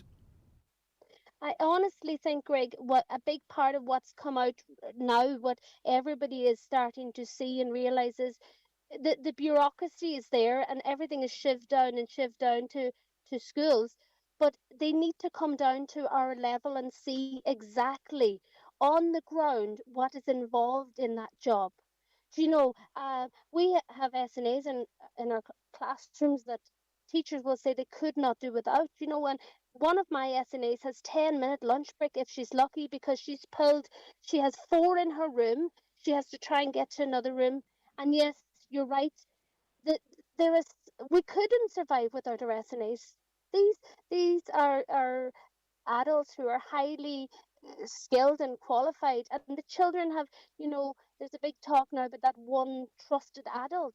They build relationships with these children, and they meet them at the gate, and they're it's such a huge thing that I don't have the words, to really truly describe it. Yes, perhaps those who don't have a child with additional needs might look at the raw numbers and see 25,000 SNAs, and if that's not enough, they might feel an incredible issue with children needing additional help in schools, or maybe even how we're assessing children needs looking at. Or what would you say to someone that might have that point of view? Because on the face of it, 25,000 SNAs sounds like a lot of SNAs, yet we're finding a situation whereby the government was going through a process of withdrawing the number of SNAs from certain schools, if that makes sense. There is a small percentage, and I know they're trying to make that argument that children move on to, they're moving to secondary or so on, and but we have children where I am moving out of our school to go over the border because they can get access straight away to an SNA. That's how much it means to parents, and the other side of it is, children are coming into school and the needs are not identified. It's only because they're in a different environment, and as time goes on and they're really holding themselves together, and they're maybe halfway through a year, or as they go into senior infants, and we start seeing, oh, there's something more here, our early intervention isn't working there, and the needs become clear then that it's something more than just a change, a move up from preschool to primary school. And then finally, rather than this pause being seen as a victory, does this need to be a springboard for actual improvements and reviews and so on and so forth? I really think it needs to be that the MCSE need to come down and actually listen to the people on the ground. Greg, I'll give you an example. See these exceptional reviews, they are breaking staff. They're SNAs who are losing sleep because they're worried about being interviewed, that they won't get across the needs that they are looking after. There are teachers like me who went nights without sleep because we're trying to fill in all of the paperwork to show that we are doing all this regulation first. And the other side of it is, at the minute, Greg, the circulars that have come out, they are conflicting information here. So one is saying you do not need to do your inclusion practice document, the other saying you do need to do it, and then feedback from your reviews is telling schools they need to get their teachers to be trained in this relate, which the department hasn't told staff that it's mandatory at all. So how do you get teachers to do training that they're not being told is mandatory? So yes, there needs to be a big look at this now. Okay, Anne, listen, thank you so much for your insights. Yeah, sorry, we just lost the line there. Thank you so much, Anne, for giving us that insight. Thank you, Greg. So I hope I give you a little bit of a picture. You did, and she did indeed. Thank you so much to Anya there. I referenced her as Anne, but her name is Anya. So that's to get an insight, really, of what's going on from the inside. Okay, back with more after we take the bingo numbers and a break. It's time for Vision Ireland Bingo on Highland Radio. It's Wednesday, the 18th of February. You're playing on the blue sheet for the daily prize of €400. The reference number is S18. It's game number 8. The numbers are 13, 88, 67, 50, 82, 11, 7, 52, 29, and finally 28. Phone your claim to 910-4833 before midnight, leaving your name, contact number and the name of the shop where you purchased your book, and we'll call you back the next working day. Get all your Vision Ireland bingo information at highlandradio.com. This Friday, the Jive Time Show is live from the brand new Skechers outlet store in Letterkenny Retail Park. We're celebrating the first Skechers store in Donegal and the 25th in Ireland with a huge opening offer and fantastic giveaways on the day. Discover unbeatable outlet value on footwear, apparel and accessories for all the family. Don't miss it. The Jive Time Show live from 1:30 this Friday from the new Skechers outlet in Letterkenny Retail Park. The Nutria's Milk Replacer range, which includes NutriStart and NutriStart Plus, offers the best start for your calves this spring season with 23% and 25% crude proteins, ideal for calf to beef and heifer rearing systems. Give your calves the best possible start. Available at your local Homeland store or online at homeland.ie. Visit nutrius.ie for full nutritional information. Are you a graduate of Atlantic Technological University or one of its legacy institutions, including former ITs and RTCs? If so, you may be eligible to vote in Shannon Éireann elections. If you're an Irish citizen, aged 18 or over, with a degree from an included institution, you can apply to be added to the Shannon Éireann Register. Register on shannonvoter.ie before Thursday the 26th of February. Make your vote count. The Greg Hughes Show with Letterkenny Credit Union. New to borrowing or haven't borrowed in a while? Our welcome loan is here for you. Borrow up to €50,000 at just 5.95% APR with no hidden fees ever. Apply online or in branch today at letterkennycu.ie. Now, you're very welcome back to the Greg Hughes Show here on Highland Radio. 086 60 25,000 is the WhatsApp and text number, or give us a call on 07491 25,000. Good morning, Greg. Please can you wish our friend Jennifer Doherty from Buncrana a very happy 40th birthday? Of course we can. And this comes in with lots of love from Philip, Nancy and Darren McCracken. More than happy to do that for you. Very busy on the phone lines today, by the way. Thank you so much. And I'm going to get through as many of them as I can as I await my next guest.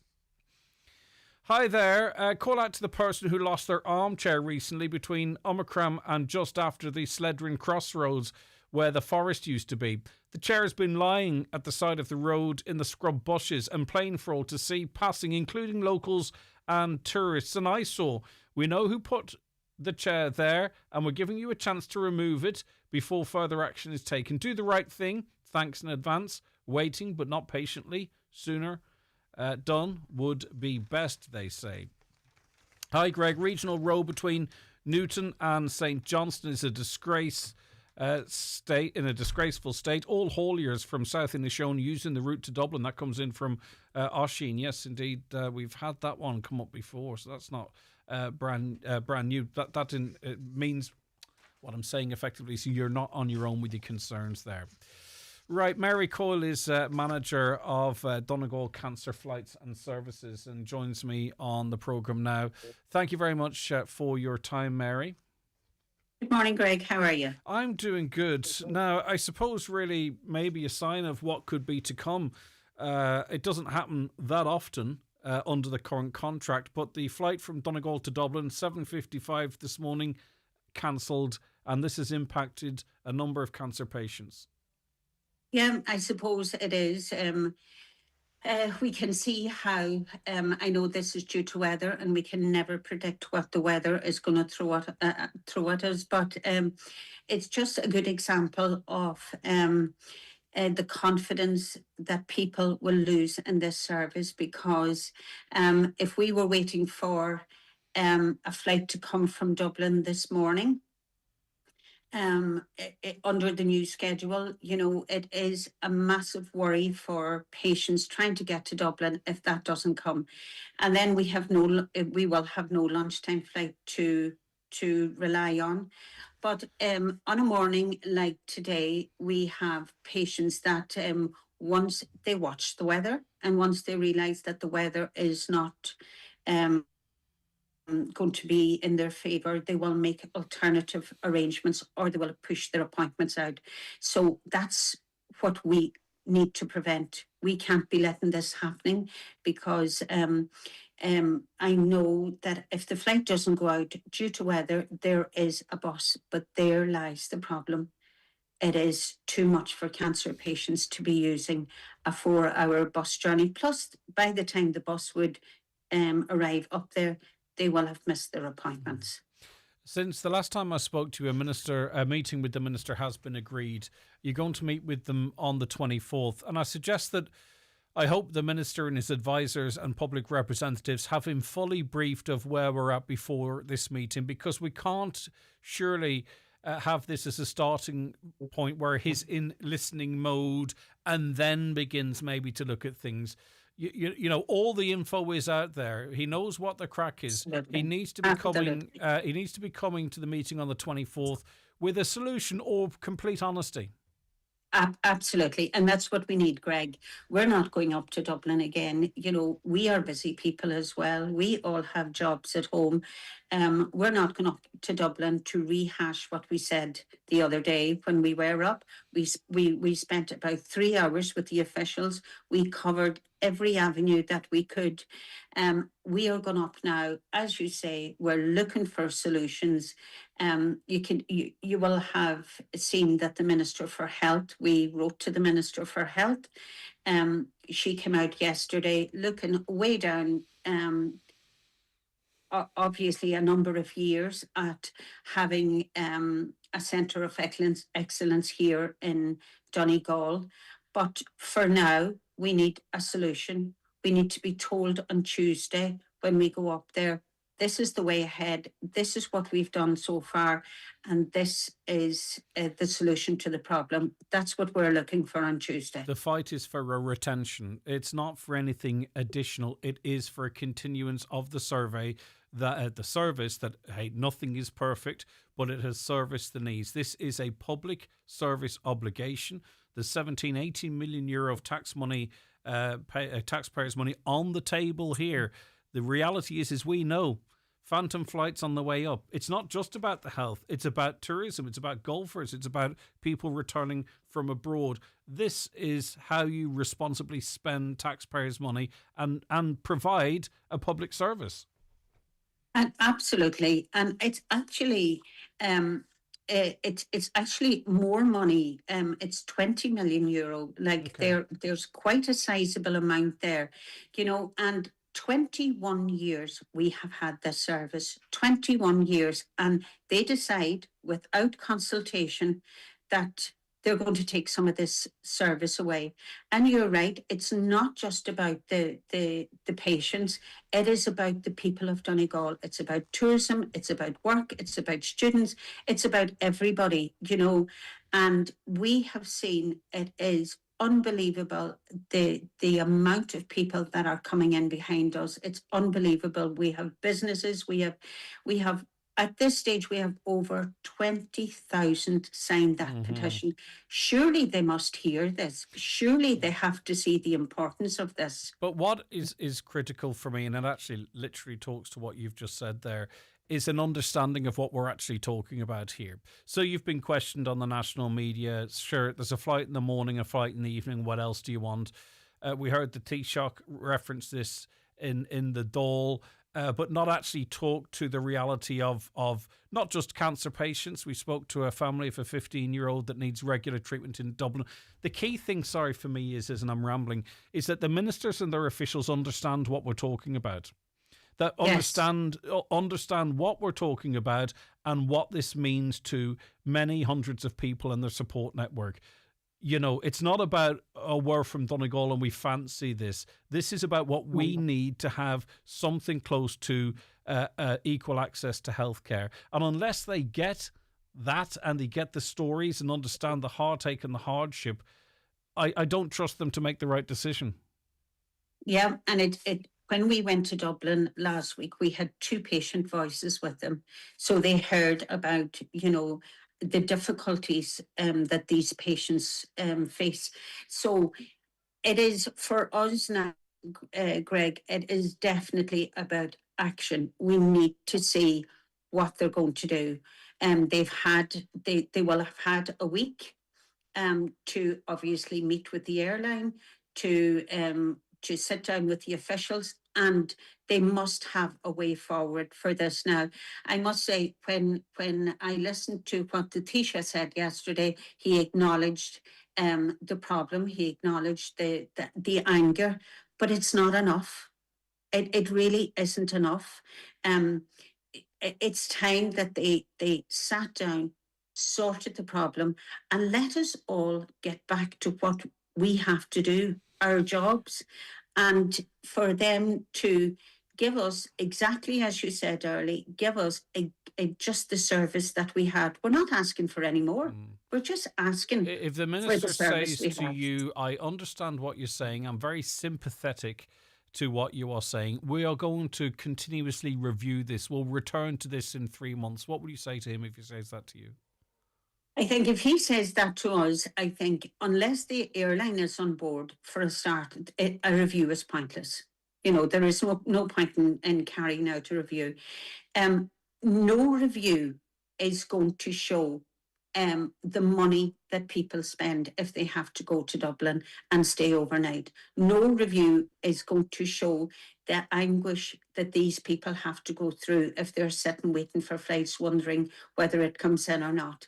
You have to sit down and you have to think about the people. When we presented to the officials last week and we did an in-depth presentation, what they said to us, we have a better understanding now of the needs of Donegal. Oh my God, Greg, I couldn't believe it. How did they not look for that understanding before they signed that contract?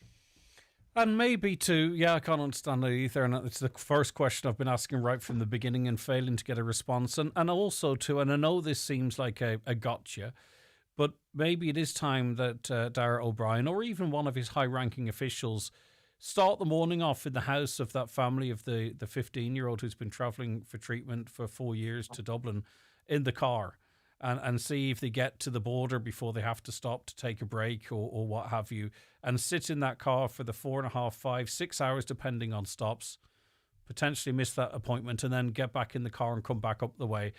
And until that happens, I wonder, will they ever really get it? But anyway, I have no doubt if you're persuasive language, and hopefully they get the message. Mary, thank you Thank you also, by the way, as you mentioned, you are a very busy person, and I'm sure on behalf of all the people that avail of this service, have in the past and will into the future, it's very admirable what you are doing. It's amazing, and thank you very much, because you're doing an awful lot on behalf of an awful lot of people, you and those supporting you. But it's it's very much appreciated and is not taken for granted. We have an absolute fabulous committee here, and we have here in Enidney Perthwick, the staff. It's absolutely brilliant, and it allows us to do what we have to do. But Greg, can I say one more thing? Please. If this doesn't work for us, I have been in touch with all the bus companies in this area, and they have guaranteed that they will provide buses free of charge, and we will be going in massive numbers to Dublin until we are heard. Okay, I feel an outside broadcast coming on. Okay, listen, thanks very much, Mary. Look after yourself. You. Bye-bye. Thanks. We'll be back with more after the break.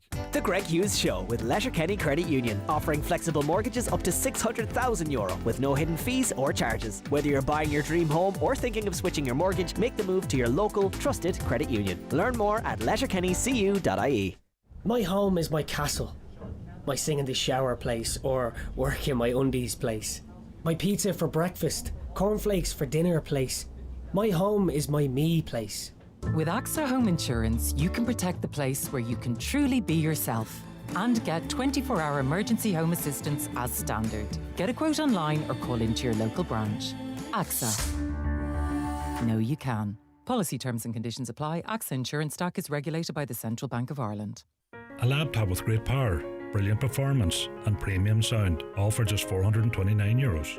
At Ben Sweeney Euronics, get the refurbished HP EliteBook laptop with Windows 11, 32 gigs of RAM and 512 gigabytes of storage. Enjoy a crisp screen display and Bang & Olufsen audio for crystal clear sound. Perfect for work, study or play. All for just €429 with a 3-year warranty, only at Ben Sweeney Euronics, Port Road, Letterkenny and the shopping centre Dunlow.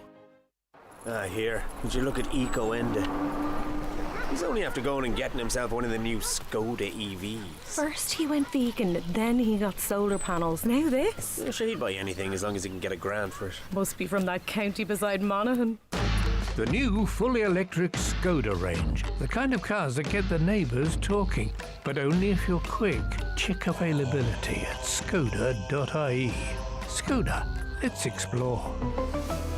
Skoda. Your local Skoda dealer is DMG Motors, Clar Road, Donegal Town. Telephone 074 9721396. When it's gone, it's gone. This week's new wigging at Home Store and More. All frying pans are all half price. Our Tefal Titanium Excellence 28cm frying pan is now only $17.49. And our Tower Marble Coated 28cm frying pan is now only $10.99. But better hurry, because when all our half-price frying pans are gone, they're gone. Drop by your local Home Store and More. Visit us online at homestoreandmore.ie. Home Store and More. A happy home. Derry comedy star Max Roddy brings Peter Pan, the tour that never grew up, to Angrinan Theatre, Letterkenny. A fast-paced, high-energy night of stand-up from one of Ireland's fastest-rising talents. Filmed live for YouTube, expect big laughs, raw stories, and a show that never quite grows up. Friday, May 1st, Angrinan Theatre. Grab your tickets now. Welcome back to the programme. Tourism. Why are Donegal County Council hiring beach guards when there won't be any tourists in Donegal? Because very few families can afford to stay in a hotel for the holidays. I understand where you're coming from, but thankfully we still enjoy big numbers of tourists here. And it's not just for tourists, it's for us as well. So I think I get the wider point you're making, but I do think the Coast Guards are critical. Morning, Greg. My doctor not Coast Guards, what are they called? Morning, Greg. My doctor requested me to get my sugar bloods done last week. I have a medical card. I had to pay €20. I never had to pay before. Thank you for a great show. You do. Interesting, because I thought if you were getting a blood test for diagnosis reasons, it was free. So I don't know what the story is. Now, we are joined on the programme by Nam, owner of Smile Thai Massage in Letterkenny. Nam, thank you for your time. I really appreciate it. Yes, you're very welcome. Now, I think it's an interesting conversation that has sparked nationally about the really unacceptable requests that are being made of those working or running massage parlours. And one lady in Connemara, she's refusing now to take male clients. So how often would your business get requests for additional services, if we could put it like that? Well, you know what, to be honest with you, like every single day, and I'm no joke, every single day. Without exception. So every day there's a fella that will ring up and or text and make an inquiry for additional services. Basically, yes. So basically, because, it's a first contract. So basically, they either call me or text. Normally they don't text because if I go those type of messages, I won't respond. But yeah, they basically just call just by any chance. But it is, you know what, I'm open business now, it's a year 4. And I've just found it's quite, I'm very clear. Like, we're running the business for 4 years, so we never have even come across or offer those type of services. But this man, well, the reason I say man, because it's only man ask for these services. Yeah, they just sneaky asking, even when they say no over the phone. Or you know what they do? They go in the shop and ask my girl direct and put them on a really tough spot. And yeah, that kind is quite disrespectful toward us, toward the masseuse, It's just really hard to be really. I try to find any method to deal with this query, but it's very hard. I just don't know what to do. But as women as well, firstly, it's presuming maybe because of your cultural background that this is the type of thing you might do, but also it's kind of abusive to ask a woman that. You wouldn't do that in the street. Why would it be okay to proposition your staff? Exactly. At the moment, I'm listening in Thailand. I just came for, a few week holiday. I went for a massage, just yesterday. And literally, I asked the girl around here because loads of massage shops in Thailand. I'm just asking, are you get a lot, a foreigner come in and ask for do something else, or or those things. You know what? Literally, they don't have many foreigner asking or this girl. Even in Thailand, I asked about 10 massage shops, and only one shop that respond yes, they will have, but it's not a lot. But for some reason, it's why these men they think it's okay to ask for example in Ireland and UK, and they just the cheeky word they say. The first thing that when they call me, they be like, happy ending. I be like, what? Yeah, just that's it. Just no respect. So whatsoever. Why do you think it's normalised for men in this country to ask a Thai masseur that question? Where is this information or notion, do you think, coming from? Is it porn addiction?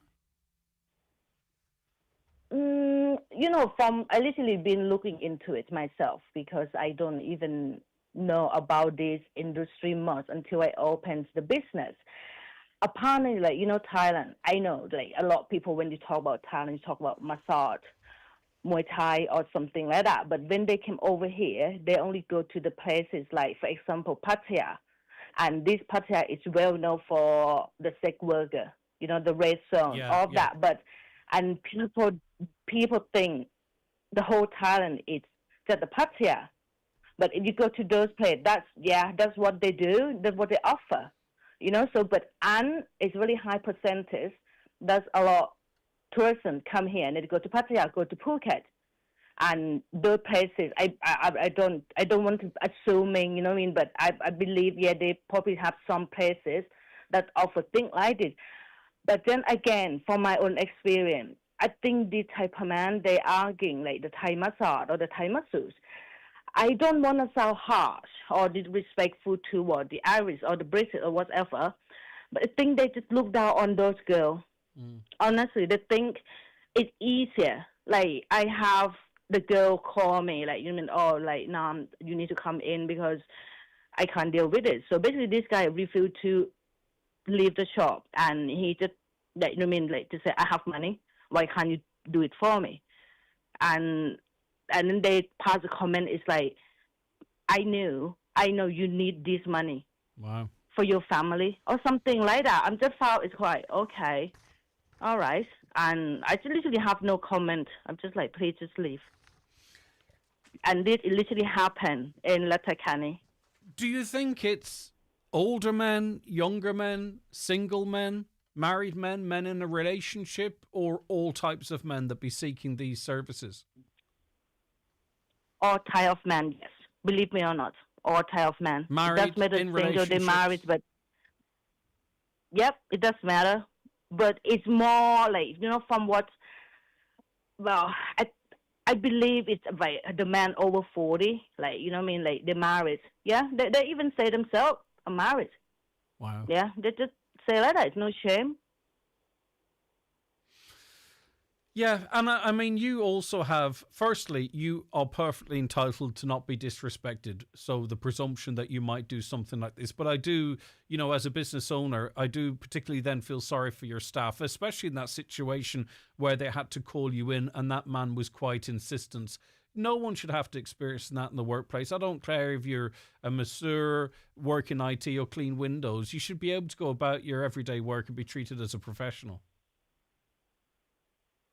Exactly. It's like, especially like, in this massage industry, like, and all my girls, like, they're all Asian, like they're from Thailand, they're from Cambodia, and to be honest, and their communication sometimes is not great. Their English is not great, and these men, they just try to manipulating, like, or like just basically abusing the girl. Yeah, even if they refuse to offer, they will say, like the hurtful word to them and call them name, and they can't defend themselves. If I'm not there, like they just, sometimes even those men, they knew I'm not there. They will go in and start abuse the girl. That's unbelievable. And I thought it's like I say, it's just really hard because we in Letterkenny for 4 years and we have a lot of customers, like we well know, I have both male and female customers, and they should know by now that we don't offer things like this, but they still keep coming back, even they knew we not offer things like that by shunt. That's why it's bad to me in this part as well. It's like, how can they not respect us? Because they think, all right, they are the time we don't offer them the services, but they believe if they come back again, we will change our mind. So does sometimes as well, sorry, and I won't hold you much longer, sometimes as well, when you or one of the staff return to the space where the massage takes place, that maybe men have fully undressed or are positioning themselves in a way where nothing is left to the imagination, if I could put it like that. Does that happen as well? Is that a way they try and sort of see if anything else is going on? That is definitely want to say some men, they are like, like they just book in as normal, like, and they go in and just say after 15 minutes, they start to get really shaky. Like, yeah, they start to be like, say things to the masseuse and like, and start to grab them by hand or by whatever. We have that, and it's a law. And a situation like that, like, I just told the girl, just stay calm and leave the room. Wow. And just ask the customer to leave the shop. Just that's all we can do because, it's very difficult to visualize just for a girl. You're in the room with a big bloke. And yeah, and that is literally that has happened a lot. Okay. All right. Brilliant. Thanks, Nam. Well, I was in there 2 days ago and my back is feeling great. By the way, just as a coincidence, I'm not sure which member of your staff was there, but they were fantastic. My back was in absolute bits, but I feel great now. Okay, Nam, listen, enjoy the rest of your time back in Thailand. We look forward to you returning. Thanks very much for your time. That's it. And thank you so much. You take care. Thank you. Bye. Bye. That's Nam, owner of Small Time Massage in Letterkenny. So you heard directly from her. Single guys, married guys, guys that say, look, I'm married, can you do this? Asking for additional services, inappropriate conversations, inappropriate touching. How often does it happen? Every single day. Now, we were due to speak to Lisa McGee about her new Netflix show. And also, of course, you know Lisa McGee. She created Derry Girls, and she's a lovely, down-to-earth, really normal person. She loves Donegal, and Donegal features in a new show. So it's How to Get to Hell from Belfast, I think it's called, isn't it? Is that right? No one's looking at me. How to Get to Hell from Belfast? What is it called again? How to Get to Heaven from Belfast, all right? And Donegal features quite strongly. I've already recorded that interview with Lisa, and I'll play that out for you tomorrow. So my apologies, I did flag it, but it's going to be on the show tomorrow. And we'll also put it up on socials separately so that you can listen to it whenever you like. The Greg Hughes Show with Letterkenny Credit Union, powering your plans with fast digital loans. Apply online or through our app in minutes and get funds straight into your current account. Easy, quick and convenient. And our digital offering perfectly complements the friendly face-to-face service you know and trust. They say time equals money, so spend your money where you spend your time. No matter what your preference is, Cooney's Home Interiors has something to suit every taste and budget. With our extensive range of home furnishing to fit every room and style, from mattresses and beds to rugs, mirrors and suites of furniture. Visit us in store today and see for yourself what Cooney's have to offer, and let us help you make your dream home a reality. Cooney's Home Interiors, Letterkenny Retail Park. Huge range, great prices. Ireland loves an underdog story. The little guy who beats the odds to make a big impact. Like the new Dacia Sandero and Sandero Stepway. No wonder over 3 million drivers have chosen this compact car that over-delivers in every category. Loaded with features, easy on the wallet and great to drive. You can see why the Irish Independent says the Dacia Sandero offers exceptional value. Starting from €18,890. Dacia. Drive more for less. Price excludes delivery and related charges. T&C apply. See dacia.ie. Hey, look what Mum got at the supermarket. I can't cook that. It's fish. It's easy, Dad. Hake is handy in the pan. Trout is perfect in a tray bake. Even mussels are ready in minutes. But timing, the temperature, it's frightening. It's fish. Give it a go. It's healthy and tasty too. Don't be scared of seafood. Pick up some today for a dinner that's surprisingly easy to cook. Find meal inspiration at boardbia.ie. Choose life. Choose fun. Choose not sitting at home getting bored.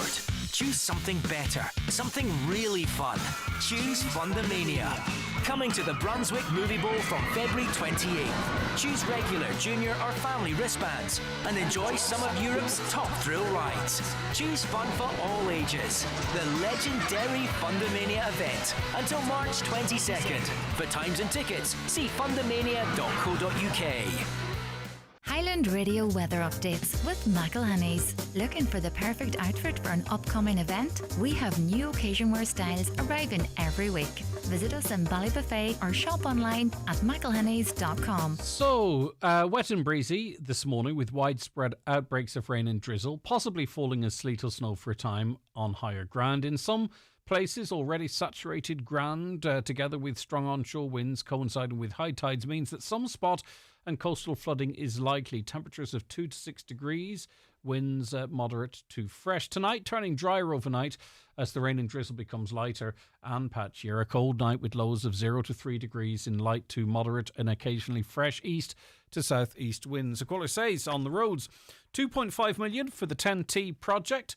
It won't build a bridge. They spend more sending councillors on holidays for St. Patrick's Day. Well, I understand where you're coming from, and I'm the biggest cynic going, but I do know they are moving this project forward. That 2.5 million, it's not really to finish the project or even won't buy a barrier. It's to cover the costs of moving it through the planning process. And we do have a very arduous planning system here, and I suppose it's good in some ways and bad in others.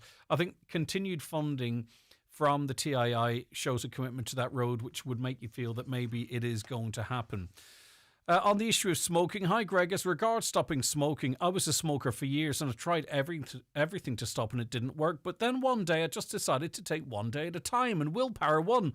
And I haven't smoked in over 20 years. Well done to you. I started the HSC We Can Quit programme in Buncrana in April of 2023. I smoked my last cigarette 1,050 days ago and have no intention of smoking again. But one day at a time, if anyone's thinking about it, then do this programme as you won't regret it. And fair play to you. I wonder if you were, and it's not, I mean, how much are cigarettes now? Say €16 a packet if we were to average it out over all of those days. I don't know, €16,000 saved in your pocket, but that's not the motivation. It's your health, isn't it? Hi, Greg. Traffic from Mountain Top to Lower Main Street is already causing 34-minute delays, 30 to 40-minute delays.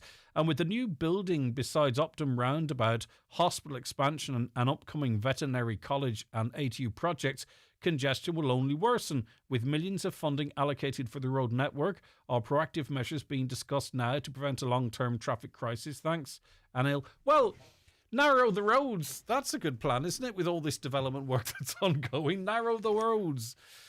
Can you ask Brian, is there any of this money will be used for drainage, especially our local and regional roads, which is not being done for years?